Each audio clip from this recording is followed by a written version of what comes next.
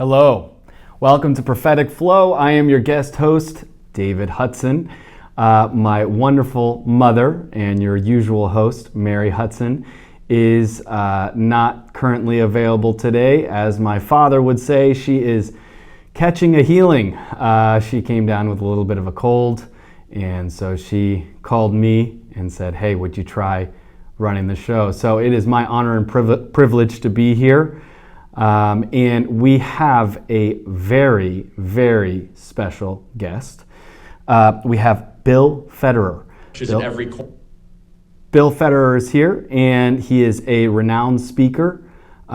He is an expert historian, and he has multiple podcasts and speaking events constantly throughout the year. You can find his website at AmericanMinute.com. That is AmericanMinute.com. And right now he has a book that is very interesting that we're going to talk about. That's called There Really Is a Santa Claus. There really is. And I kind of knew myself that there really was one, but I'll be honest, I don't know much of the history and the story. So first, before we bring Bill on, I want to go ahead and show everybody a little clip of a familiar face that we all know, introducing Bill himself. Let's go with that clip. Churches in every corner of America. It's just awesome. Okay, our guest tonight is just incredible. I've known Bill for quite some time. I believe Bill is the premier historian from a biblical standpoint in America. He has written well over 25 books from a Christian biblical standpoint, talking about American history and world history. I once shared a car ride with Bill for 2 hours, and I only stumped him on one question, and I must have asked him well over 400 of them. And he also connects what is happening in history to today with timeless biblical principles. Please join me in welcoming the amazing Bill Federer.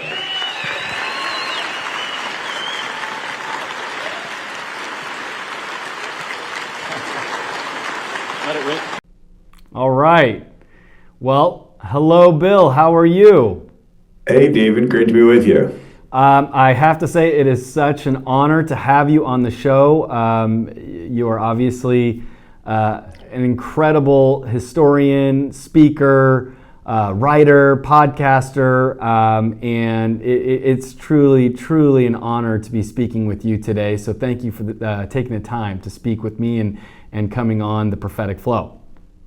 Well, it's great to be with you, and we all miss Charlie. Yes. He was such an amazing young man. Absolutely. I first met him in 2014, when he was the warm-up speaker for me at a little civic center in Robinson, Illinois, with a couple hundred people. And 4 days before he was shot, we were in Seoul, Korea together, and I was the warm-up speaker for him. Wow. It's amazing how one life touched the world and touches us, but we're all challenged to be bolder for Jesus. Absolutely. But I'm thrilled to be on with you. Absolutely. Yeah, I had the honor of seeing Charlie speak, and I actually got to meet him and shake his hand about 4 or 5 months before he passed. So had a major impact on me as well. I was mentioning to you earlier, but when the assassination took place, there was a shift in my life. Like a lot of people I know, especially Christians, there was a shift in my life and in my spirit, and something just snapped or clicked, I should say. And I said, you know what? I'm not going to be ashamed. I'm not going to care about the opinions of man. It's His praises alone. It's our Father in heaven. His praises alone are the only thing that matter. And Charlie's death was that turning point for me personally. And again, I know a lot of others, young and old, that had that same kind of experience. So we'll always keep his wife and children and the entire organization in my prayers. And I'm grateful for the impact that he's had. And I think the impact that he's had, I think we're only just starting to see it. I really believe it's going to really form over decades and even centuries to come. Yeah, and I have a phone full of texts that he sent me where he just sent a scripture verse.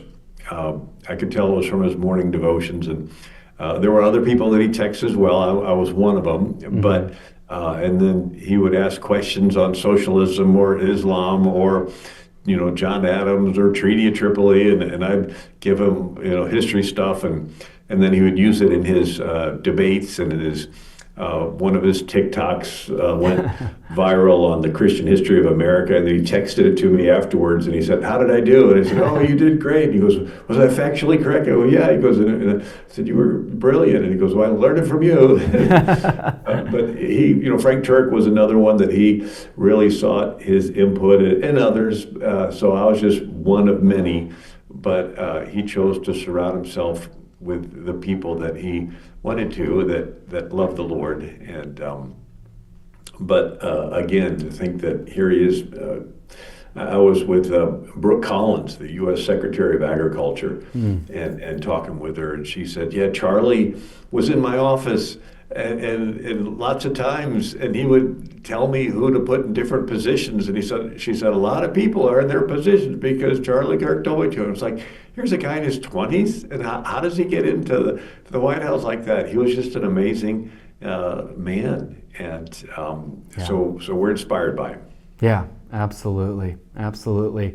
Well, like I mentioned earlier on, I'm really curious to learn about the real Saint Nick. Obviously, we have Christmas time coming up, and I want to delve into some more serious issues about the history of America and where we are now and where you think we're headed. I want to pick your brain on those topics, but maybe we keep it light at first. Keep it a little bit easy. And yeah, I would like to learn a little bit, and I know you have a presentation as well correlating to your book, There Really Is a Santa Claus.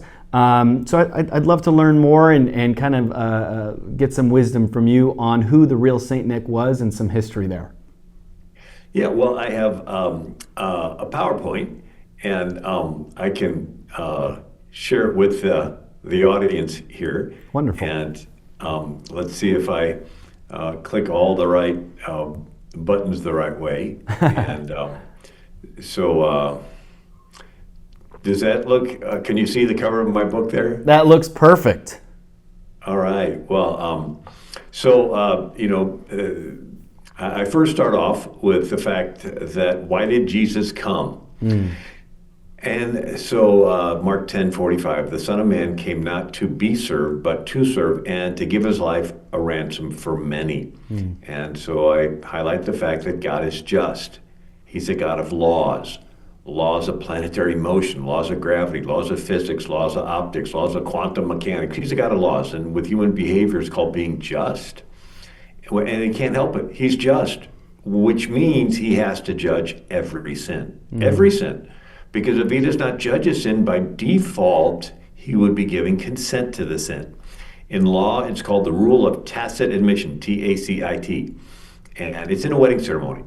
The pastor says, if anyone's against this wedding, speak now or forever hold your peace. If you're sitting there holding your peace, you're actually giving consent to the wedding vows. Absolutely. And if there are sins and God's not judging the sin, by default, his silence would be giving consent to the sin. And if God gives consent to one sin one time, he denies his just nature. He denies himself. And he cannot deny himself. So he has to judge every sin, which means he can never be loved back. Because if he creates free will beings, and we step out of line one time, he has to judge us. Because if he doesn't, he's denying his just nature. And so that's where the Lamb comes in. That Jesus, the Son of God, became man, became the Lamb. Charles Wesley wrote the hymn, "Amazing love, how could it be that thou, my God, shouldst die for me?" So God is just, and he judges every sin, but he's loving that he provided the Lamb to take the judgment for the sin. And so the Lamb is God's way to love you without having to judge you. It's his plan. He came up with it. It's his way to get around his own just nature. So he can still be eternally just, right? But he's loving that he provided the Lamb. And Jesus, out of love for the Father, and out of love for you and me, became the Lamb. He took the judgment. He took the wrath upon himself on the cross in our place. In mathematical equations, there are constants and variables. In the equation of redemption, the constant is God is just, was, is, and forever will be just. That'll never change. The variable is who takes the judgment. You are a substitute. Jesus is our substitute. Yeah. And so Mark 10:45, the Son of Man came not to be served, but to serve and to give his life a ransom for many. So I wanted to make sure that I got that in there. Now, for the first 3 centuries of Christianity, there are 10 major persecutions, and Christians are thrown to the lions. And this is the time St. Nicholas is born. He's the most popular Eastern Orthodox saint. So St. Nicholas is to the Greeks what St. Peter is to the Roman Catholics. That's how important St. Nicholas is. That's why you have so many Greeks that are named Nick, right? Nicholas or Nikolai. That makes sense. And so what is today Turkey used to be called Asia Minor, and it was part of the Roman Empire. And so Nicholas is born in a town called Patara, Asia Minor, and his parents died when a plague swept through town. He inherits their wealth. He's a young man. He gets saved, and a movement is sweeping through Christianity at this time called monasticism or pietism, that said if you really become a Christian, you should give away all your money and follow like with the rich young ruler. Jesus said, if thou be perfect, go and sell all that thou hast, give to the poor, and thou shalt have treasure in heaven, come and follow me. And so this movement was where Christians were getting saved, and then they were giving away their money and then living in a cave as a hermit, or joining a monastery and taking vows of silence. And so this is what Nicholas did. He got saved and he wanted to give away all his money, but he didn't want to get the credit for it. What good would that do? And so at nighttime, he would sneak into the town of Patara and throw money in the window of poor people. Supposedly it would land in a shoe or a stocking that was drying by the fireplace. And so one story became popular was a merchant in the town had gone bankrupt, and he had 3 beautiful daughters. And the creditors were coming, and they were not just going to take his house and his lands, they were going to take his daughters. Right? That's the way that it was back then. Wow. And he knew it would be a terrible life, probably sex trafficking or whatever. And so the father had an idea. He thought if he could hurry up and marry the daughters off, the creditors couldn't take them. But unfortunately, the dad did not have money for a dowry, which was needed in that area of the world for a legally recognized wedding. Nicholas hears the problem late one night, throws money in the window, and the oldest daughter is able to get married. And then he throws money in for the second daughter. She's able to get married. And so this is like the big buzz talk of the town. There's a whole lot of, artwork of the 3 daughters and the father waiting up there. And then finally, when it comes around to the 3rd daughter, by this time, the dad's expecting it. And he's waiting up. And when Nicholas throws the money in, the dad runs outside and catches him.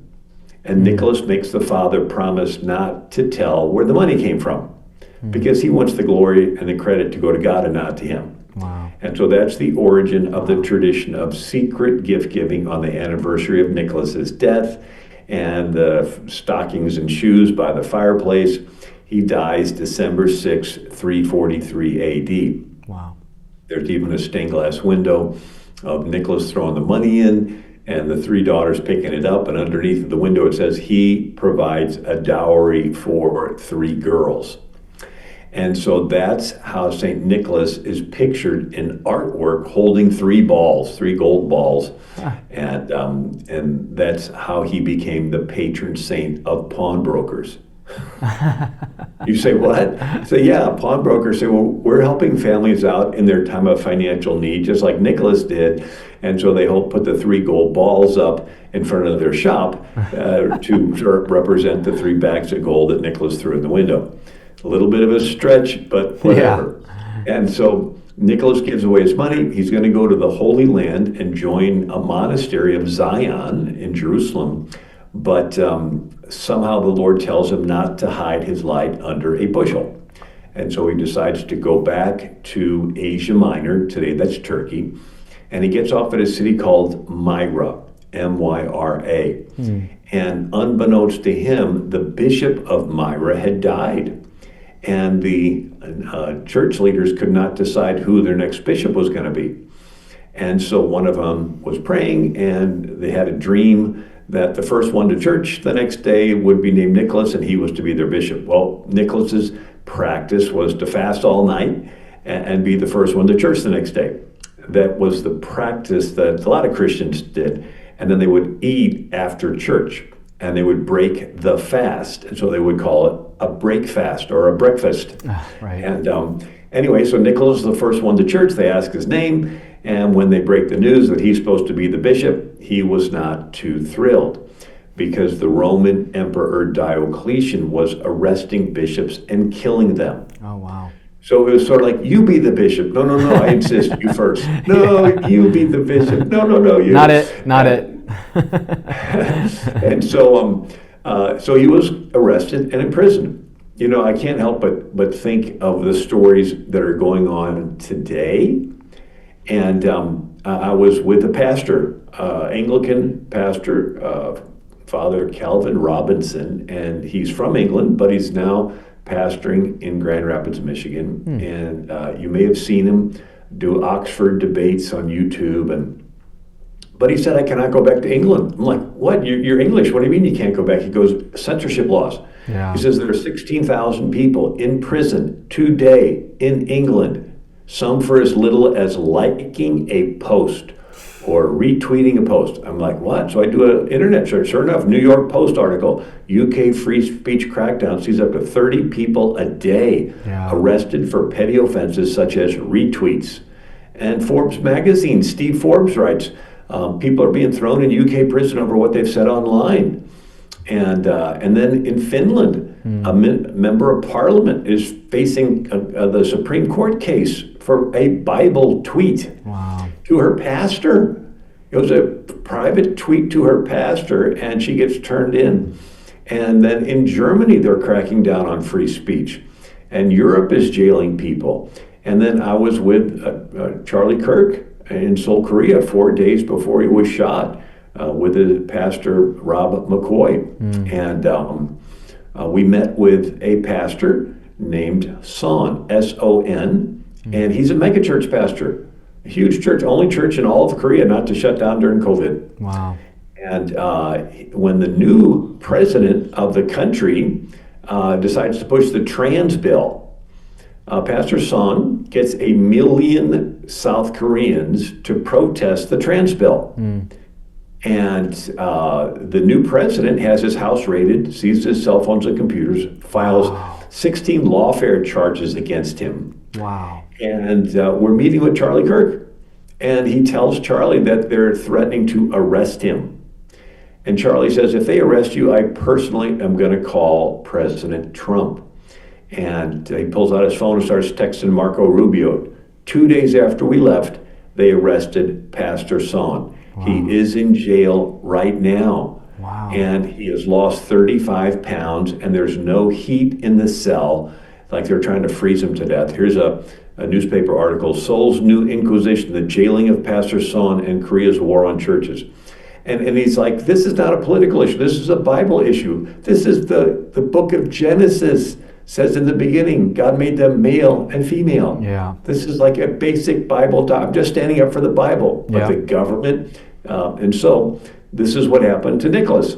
Nicholas is the bishop of Myra. He's arrested by the Roman government. He's put in a cell. He's waiting death.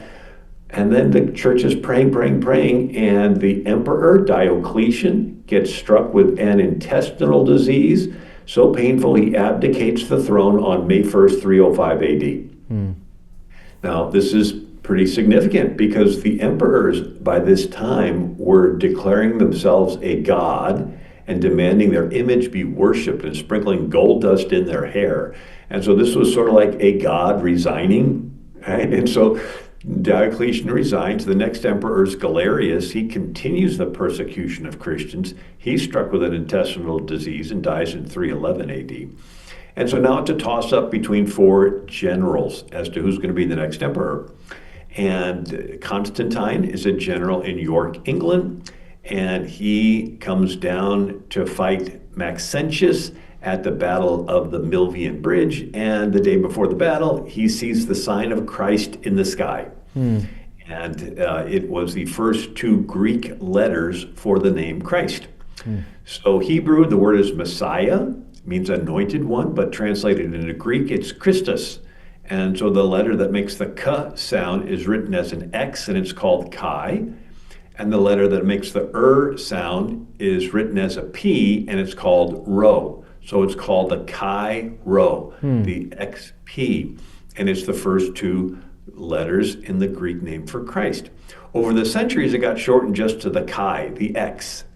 And it was called the Christ cross. And so that's where you get crisscross. So crisscross is actually Christ cross, and the Christ cross is the X, the Chi. That's where you get Xmas. Wow. Right? So Xmas is not crossing out Christ, it's the Greek letter that stood for Christ. I never knew that. That's incredible. And then it became part of an oath. So you're going to swear, so you're going to swear the Spirit to tell the truth, whole truth, nothing but the truth, so help you God. Well, it was, you would make the cross, the X over your heart, cross my heart. And then if you were going to sign a document and swear to tell the truth, you would sign it the Christ cross. Wow. And that's coming on to us as sign it the X. And then, of course, they would then kiss it to show sincerity, so that's come down to us as the X's and the O's on the bottom of a Valentine. You're swearing before Christ that you're going to keep your promise to this person, and you're kissing it to show sincerity. Anyway, Constantine. He sees the first two letters of the Greek name for Christ, the Chi Rho. He puts on all of his shields and symbols. He wins the Battle of the Milvian Bridge, and so he issues the Edict of Milan, 313 AD, officially ending persecution of Christians. Wow. And then Nicholas is let out of jail.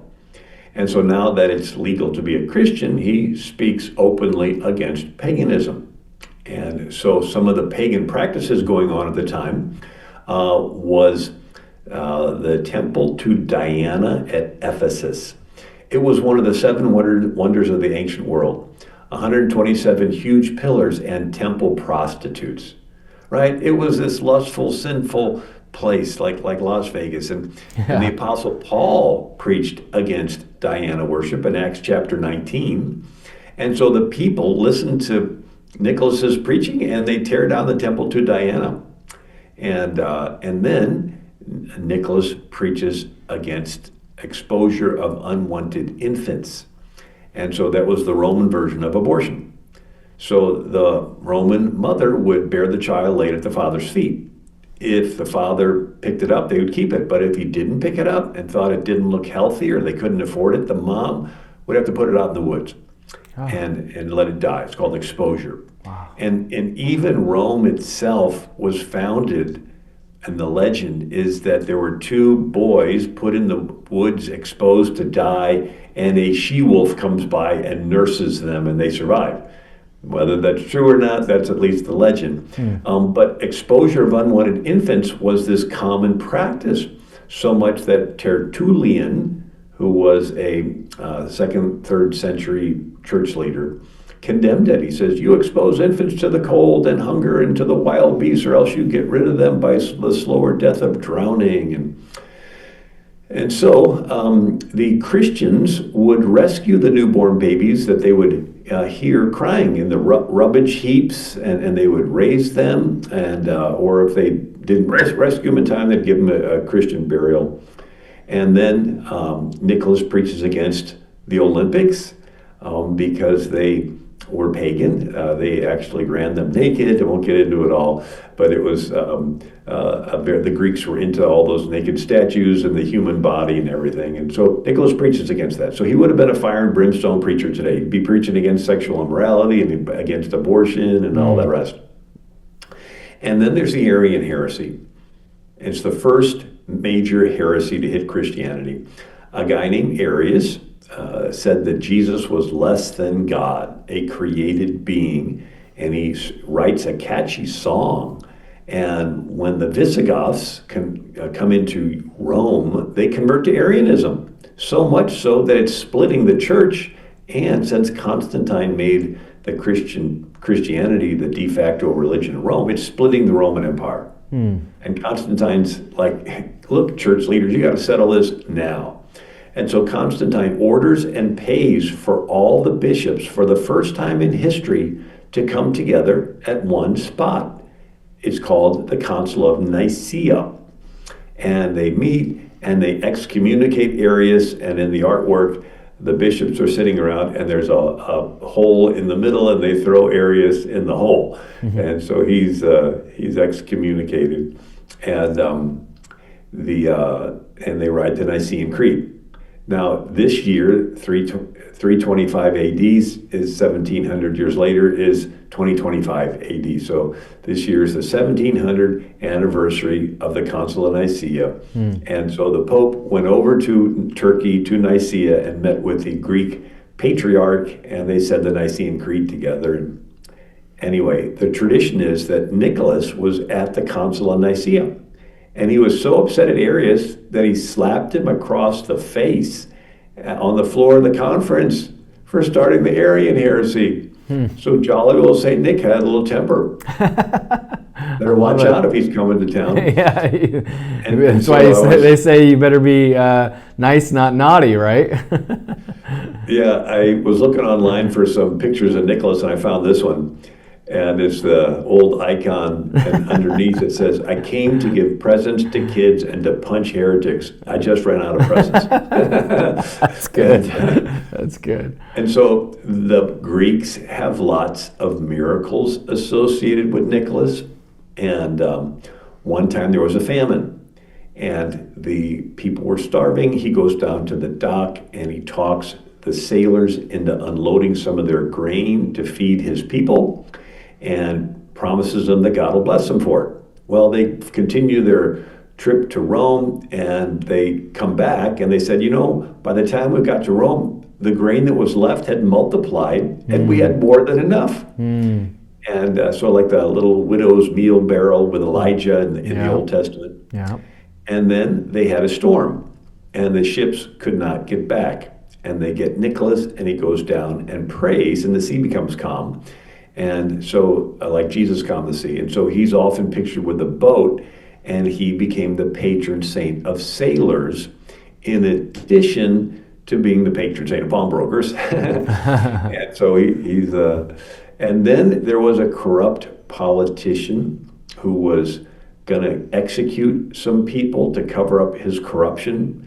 We're familiar with politicians and body count lists of people that suspiciously are suicided, right, when they know too much. And so Nicholas hears about this, goes down to the execution square, breaks through the crowd, grabs the sword out of the executioner's hand, and then in front of everybody begins to tell what the corrupt governor was doing in secret. And the governor realizes nobody could know the details other than God, and so he begs Nicholas to pray for him.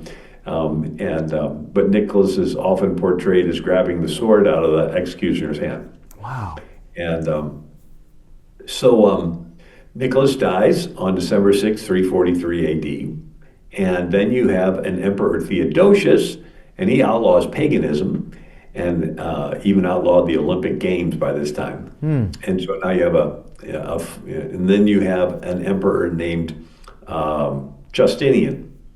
And Justinian builds the big church called the Hagia Sophia. Today it's in Istanbul, but back then it was Constantinople.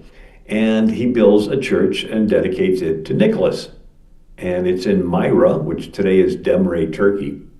And so it's in disrepair because in Islam you're forbidden to repair a church. So that's why they just keep getting into falling apart. But so then you have a couple things happening. In 480 AD, the practice began of fasting 3 times a week for the 4 weeks prior to Christmas. And so this is called Advent. Wow. And then in 567 AD, Eastern Europe is celebrating January 6th as the holiest day, Epiphany, when the 3 wise men visit Jesus, baby Jesus. But Western Europe celebrates December 25th as the holiest day, and they couldn't decide which day was holier. So they decided to make all 12 days from December 25th to January 6th the 12 days of Christmas. Incredible. So the 12 days of Christmas are not the 12 days leading up to Christmas, that's Advent. Right. But it's the 12 days from December 25th to January 6th, and they call them holy days, but over the years, holy day got pronounced holiday. And so when they say, don't say Merry Christmas, say Happy Holiday. Well, what's the holiday other than the holy days of the 12 days of Christmas, right? Yeah. They can't get away from it. And then 988 AD, Vladimir the Great of Russia converts to Greek Orthodox Christianity, and he adopts Nicholas as the patron saint of Russia. That's why so many czars are named Nicholas. And then Islam comes in and conquers the Byzantine Empire. All 7 churches mentioned in the book of Revelation are wiped out by Muslim Turks. And the Christians, and when the Muslims would come in, they destroy graves, destroy churches, and so you have, people forget, in 846 AD, 11,000 Muslims invade Rome, Italy, and they trash the grave of St. Peter and St. Paul. And so it was as a result of that Pope Leo decided to build a 39-foot wall around the Vatican. Oh, yeah. To keep the Muslims up. And so when the Muslims are heading toward Myra, the Christians feared that Nicholas's grave is going to get destroyed, and so they move his remains over to Italy, a little town called Bari, B-A-R-I, and they build a church there. Wow. And it's still there to this day. And Pope Urban II receives Nicholas's remains, and they're in a crypt in the basement. And I've talked to several people who have visited there. And that same Pope, Urban II, then goes to the Council of Clermont, and he begs the European leaders to send help to the Greeks. And they do. It's called the First Crusade. And there's 2 centuries of crusades. Richard the Lionheart led the Third Crusade. St. Louis led the 7th and 8th Crusades. But the Muslims have 14 centuries of crusades that are still going on today. Yeah. And so now that Nicholas's remains are in Italy, the gift-giving traditions spread. And it got so popular that St. Francis of Assisi, sort of in protest, invents the nativity scene in 1223 AD, saying the gift-giving's fine, but we need to get back to the real reason for the season. Jesus, the Son of God, was born in a manger. Yeah. And then you have Martin Luther. And he starts the Reformation in 1517. And he, by this time, there's a saint's day for every day of the year. Churches are filled full of relics and side altars. And he said this is a distraction from Christ. So he ends the saints' days. But the people like the gift giving. So he decides to move the gift giving from December 6th, the St. Nicholas Day, to December 25th, Christmas. And he says all gifts come from the Christ child. Wow. And the German pronunciation of Christ child is Christkindl. Like kindergarten, kindercare, kind means child, and Chris is Christ. Right. And so in Germany, the traditional Christians celebrate December 25th as the Christkindl Day. And you'll see Christkindl markets in German cities, even like in Mifflinburg in Pennsylvania. And so, little baby Jesus is the one bringing the presents. And then an interesting addition, the Christmas tree. Now, we all remember St. Patrick, and he converted Ireland to Christianity, and he used the 3-leaf clover to teach the Trinity. Well, St. Patrick is from Britain. Well, somebody else from Britain is named Boniface. And in 722 AD, he goes into the woods of Germany, where these Germanic tribes that had overrun the Roman Empire, and he chops down Thor's tree. So Thor is a pagan German god that lived in an oak tree. And that's where you get the word Thor's Day or Thursday. Wow. And the the Germans also worshiped Woden, and that's where you get the word Woden's Day or Wednesday. And since the Quakers were Christians, they didn't want to say Woden's Day and Thor's Day because they're pagan gods. So they would say Sunday, Monday, Tuesday, fourth day, fifth day, and Saturday, right? So they wouldn't say, Woden's Day and Thor's Day and so forth. And anyway, then there's St. Boniface. And so St. Boniface chops down Thor's tree, and he points at a little evergreen tree. And there is in Fritzlar, Germany, there's a statue of St. Boniface standing on the stump of a big oak tree, and he's got an axe in his hand. And Henry Van Dyke wrote the song, Joyful, Joyful, We Adore Thee, but he wrote a book called The First Christmas Tree. But he gives the history. He says, the day before Christmas in the year of our Lord, 722, which, by the way, is 10 years before the Muslims are stopped outside of Paris at the Battle of Tours. Anyway, Boniface chops down Thor's oak tree, points to a small evergreen tree, saying, not a drop of blood shall fall tonight, for this is the birth night of Christ, Son of the All-Father, Savior of the world. And he points toward a little evergreen tree and said, this little tree, a young child of the forest, shall be a home tree tonight. It is the wood of peace, for your houses are built of fir. It is a sign of endless life, for its branches are evergreen. It points toward heaven. Let this be called the tree of the Christ child, to gather about it with loving gifts of kindness. And so the evergreen tree is symbolic of Germans converting to Christianity. And there's some verses. Ezekiel 17 says, on the mountain heights of Israel I will plant it. It will produce branches, bear fruit, and become a splendid cedar. And then Ezekiel 17, it will become a majestic cedar. Birds shall nest in it and find rest in its branches. And then Solomon's temple the inside is covered with cedars of Lebanon. Oh, yeah. That were chopped down. And then Tertullian in the 3rd century says, you are the light of the world, a tree evergreen, if you ever renounce heathen temples. So even Abraham planted a tamarisk tree. But the tree had a triangular shape, and since the Germans were illiterate, the same way that the Druids in Ireland were illiterate, and Patrick used a 3-leaf clover to teach the Trinity, the triangular shape of the Christmas tree, the legend is that was used to teach the Trinity. Even Christianity Today, August 2008, had an article. Legend has it that Boniface, used the triangular shape of the fir tree to describe the Holy Trinity of God, the Father, Son, and Holy Spirit.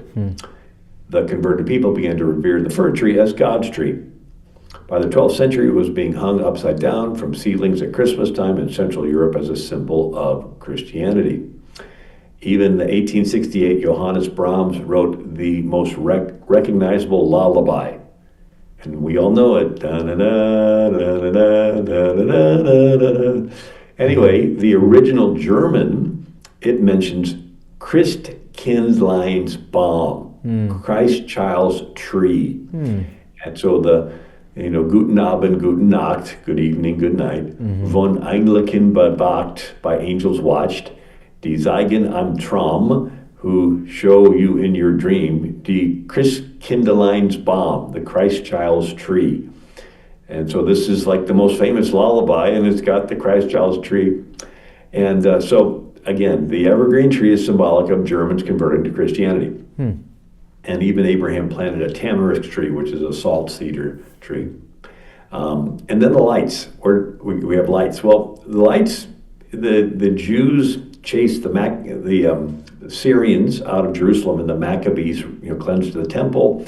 They only had enough oil for one night, and they lit it anyway, and it lasted for eight days. And so you have the Hanukkah candle to remind that. And so and even Jesus celebrated Hanukkah. It was called the Feast of Dedication because they rededicated the temple. So John 10:22, Jesus was in Jerusalem for the Feast of Dedication. And he said, tell us, plainly, are you the Christ? So the thought is that Germans would have seen candles in the windows of the Jews on their menorahs, and so Martin Luther is coming back home at evening, and it's cold and crisp, and the sky has the stars out and they're twinkling, and he comes home and he takes a Christmas tree and puts candles in the branches, and he tells his children, this is like the sky above Bethlehem on the night of Christ's birth. Wow. And so you have the Christmas tree lights. There's a woodcut from the 16th century, and it has Martin Luther with his family, and there's the Christmas tree with the lights, and then you look over to the side and there's a little boy, and he's holding something that he's shooting, and it's a crossbow. You could put your eye out with one of those things. You know, the BB gun movie. It's like the little boy with his BB gun. It's like that, the little boy and his crossbow. It's like, oh, let's shoot something. And anyway, so then we go to England. It's a little different. Henry VIII brings the Reformation there, but not because he wanted to focus on the Christ child like Martin Luther. He just wanted another wife.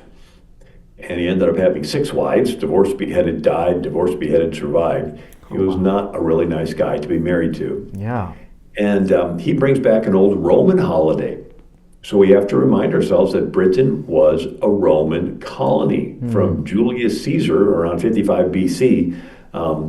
And so Saturn was the Roman god of plenty and merriment.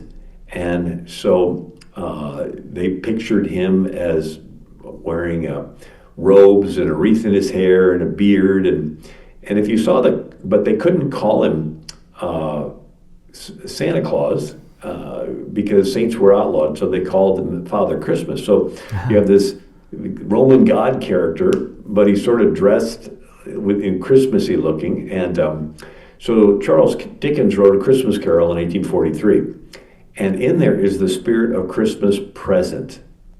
Right? And so it's this big fat guy with robes and a wreath in his hair and a goblet of wine. And you're looking at the guy asking yourselves, who is this guy?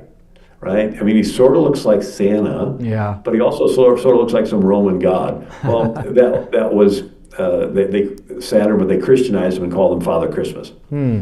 Anyway, so during Henry VIII's time in England, Christmas became a party time.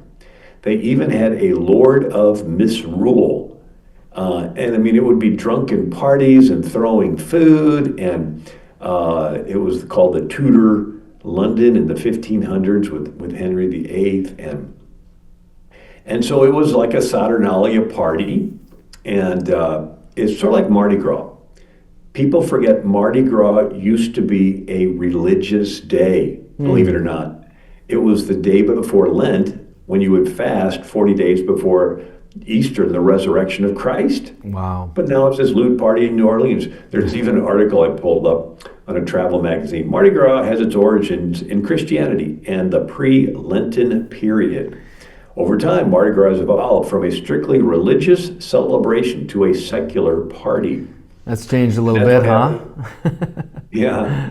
So that's what happened in England under Henry VIII. Christmas became a secular party. Wow. And even Shakespeare wrote a bawdy play called Twelfth Night, or What You Will, in 1602. And so the 12th night is the last of those 12 days of Christmas, and it was the big party. And it was a carnivalesque drunken revelry based on the ancient Roman festival of Saturnalia. And anyway, lots of artwork of this. Feasting, drinking, dancing, gaming, dicing, court jesting, illicit mirth, jugglers, acrobats, disorderly laughter, throwing food, pranks, boy bishops. They would even have, the bishop would sort of step down for the day, and then some boy would dress up as the bishop. They'd have mock executions and costumes, even cross-dressing, masks, beer, baiting, and wassailing, where you drink some booze and then throw the rest of it on a plant, supposedly to give it a nice harvest for the next year. And so the Puritans took over England, and they were strict, and they outlawed Christmas.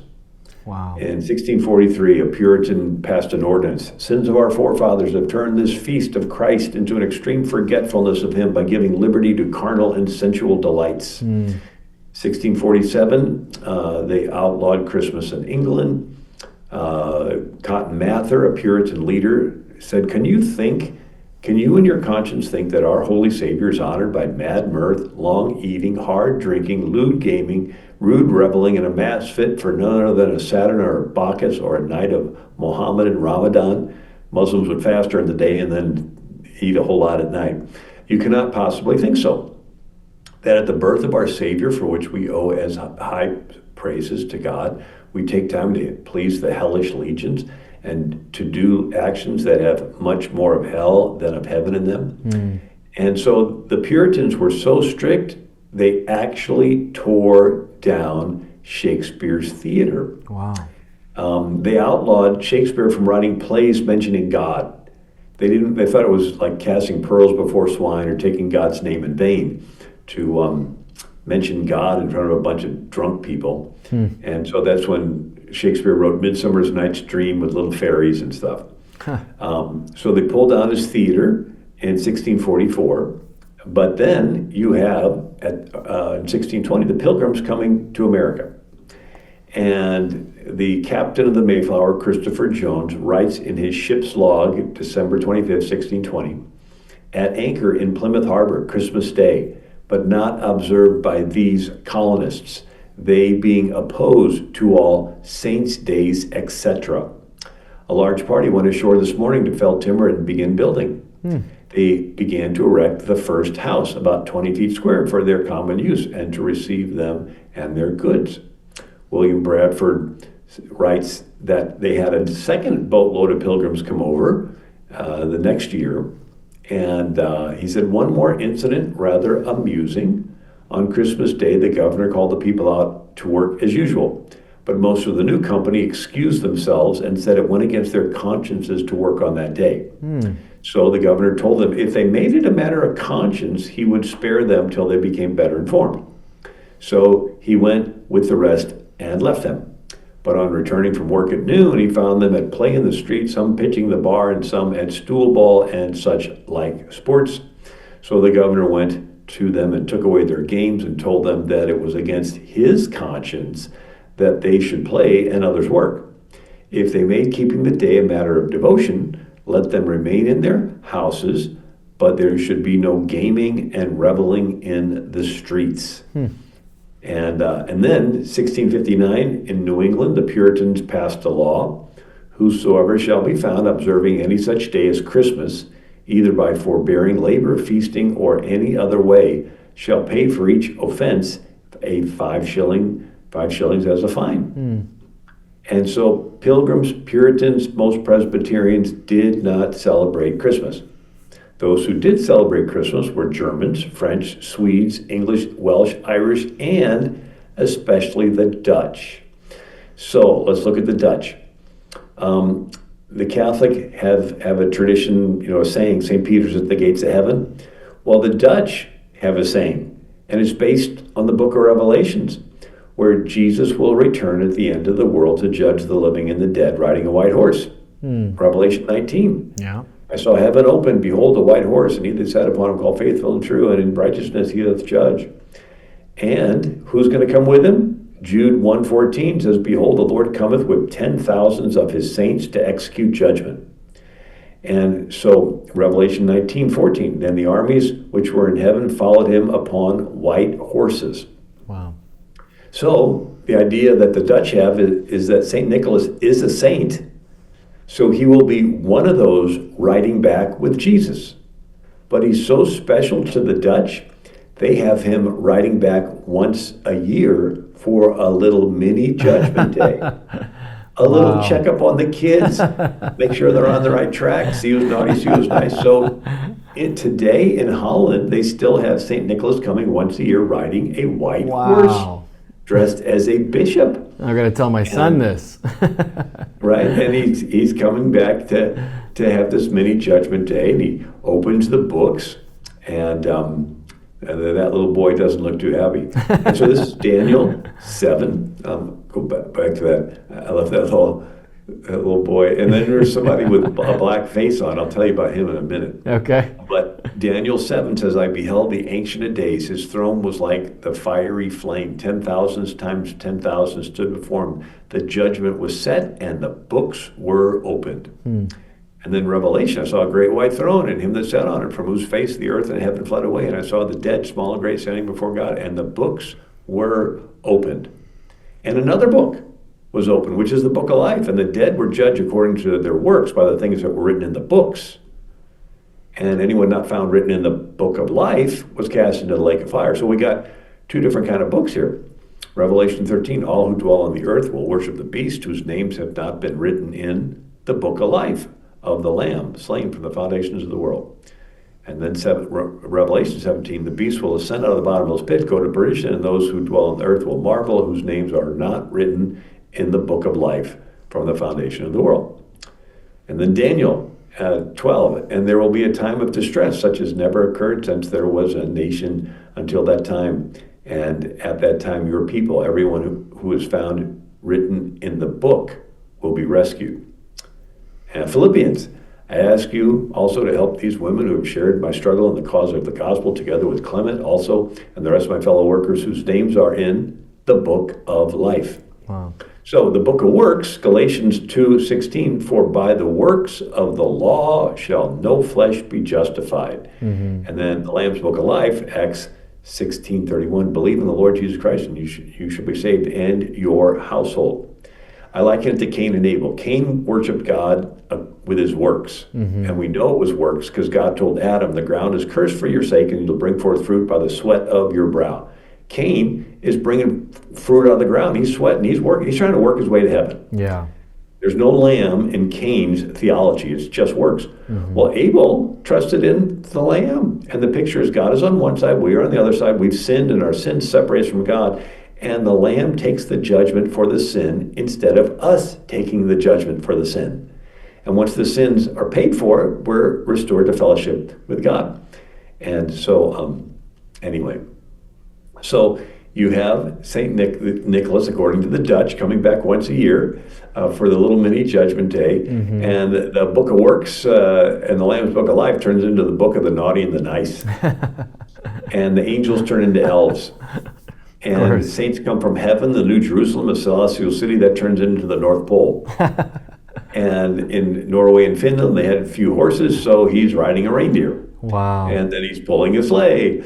And in Finland, they even have a small city of Rovaniemi, capital of Lapland, called the official Santa Claus village.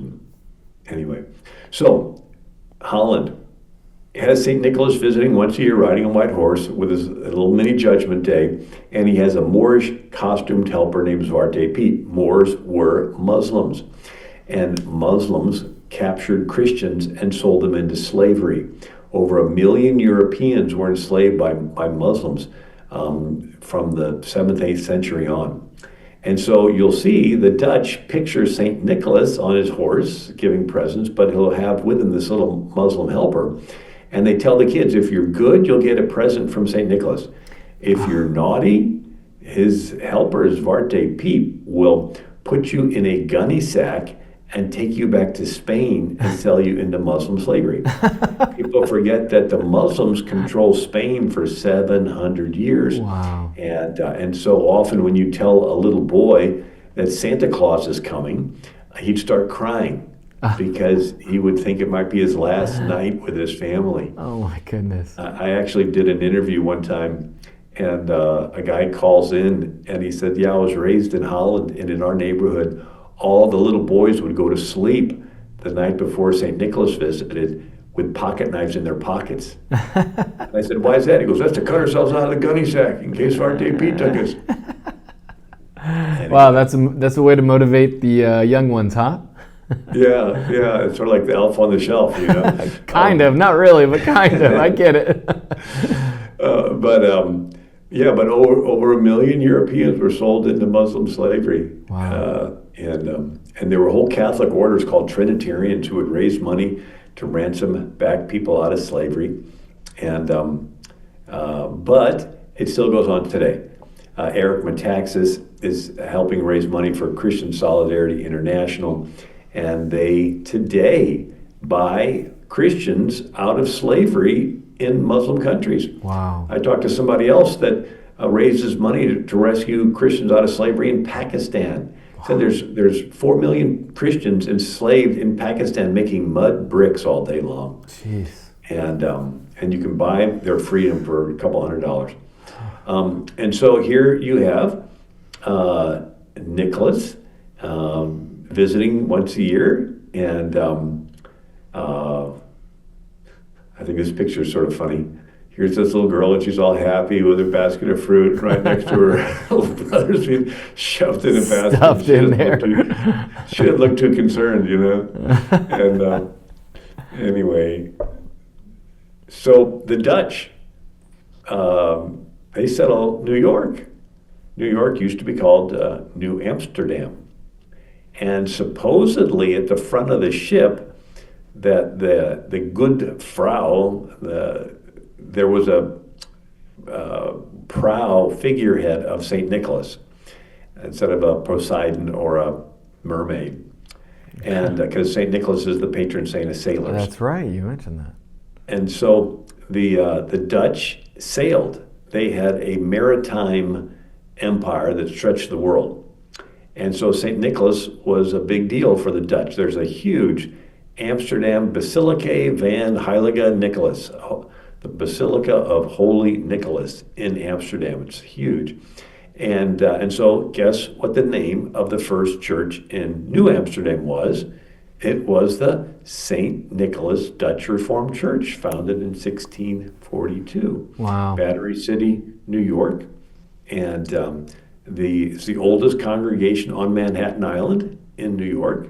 And it kept growing. It moved in 1664 when the British took over New York, and then the church burned in 1741, and then they rebuilt it. And then they rebuilt an enormous cathedral in 1866, completed in 1872, and it was on the corner of Fifth Avenue. That's a pretty important avenue in New York. Yeah. Fifth Avenue, 48th Street. But as the city became more financial, people began to move out, and fewer people attended, and the church elders, and even, matter of fact, even Teddy Roosevelt attended there for a while. Wow. But the church elders sold it to Sinclair Oil Company in 1949, and they tore the whole thing down and built an oil building. Wow. Bill, And, this is the most comprehensive history of of Saint Nick and of Christmas that I could have ever imagined. I'm actually really disappointed because we have less than a minute left in the show, and I want to learn a lot more. And I also wanted to pick your brain a little bit on your thoughts for what's to come in America. But I'm so grateful for you being on the show. This is Bill Federer, AmericanMinute.com. I'm David Hudson, your host. Bill, thank you so much. Thank you so much for coming on. The title of the book is There Really Is a Santa Claus. There Really Is a Santa Claus. Check it out. Thank you so much. Shout out to my wife, Legend, my son, Brave, my daughter. Love you guys. Thank you, Bill, and see you guys soon.